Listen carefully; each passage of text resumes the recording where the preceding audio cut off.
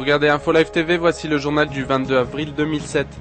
Ouvrons ce journal avec ces nouvelles nous provenant du sud du pays où 6 roquettes sont tombées depuis hier soir. Des missiles de type Qassam sont tirés depuis le nord de la bande de Gaza en direction du territoire israélien. Samedi soir, une roquette est tombée sur une habitation de Sderot. Ses occupants ont été transportés à l'hôpital d'Ashkelon. Ce matin, 2 roquettes supplémentaires sont tombées. L'armée mène une action d'envergure contre les cellules terroristes palestiniennes alors que le niveau d'alerte à l'attentat est à son niveau le plus élevé. En cette veille de fête de l'indépendance, en tout 7 Palestiniens ont été abattus depuis hier soir en Judée-Samarie, dont 2 ce matin. Hier, un tireur de roquettes a été éliminé dans le nord de la bande de Gaza où l'armée a mené des frappes aériennes. Ce soir débutent les cérémonies du jour de la mémoire et ce jusqu'à lundi soir. Cette année, 233 noms ont été ajoutés à la longue liste des victimes de guerre et du terrorisme. Un bilan particulièrement lourd alors que 2006 a été marqué par un violent conflit contre le Hezbollah.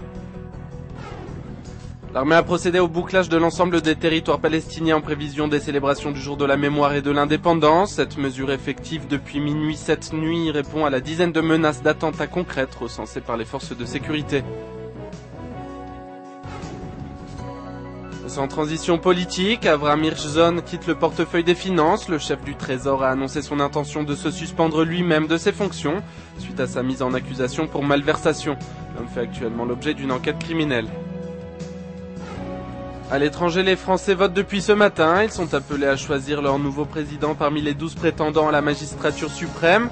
Le candidat de droite Nicolas Sarkozy fait figure de favori, mais la socialiste Ségolène Royal pourrait bien créer la surprise. Deuxième tour le 6 mai. Israël et l'Australie viennent de conclure un accord de coopération dans le domaine de l'eau qui ouvre un plan de 10 ans prévoyant d'améliorer les relations bilatérales entre les deux pays. Cet accord prévoit un échange de savoir-faire et une coopération technique dans le domaine de l'eau.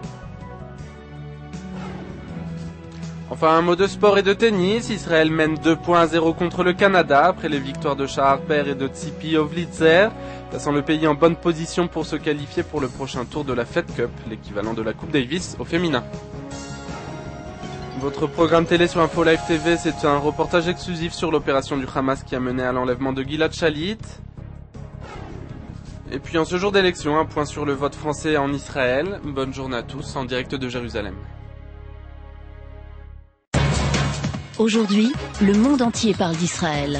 Mais qui parle d'Israël au monde entier, en temps réel, en 4 langues et en direct de Jérusalem? Infolive.tv, la première chaîne de télévision internationale israélienne.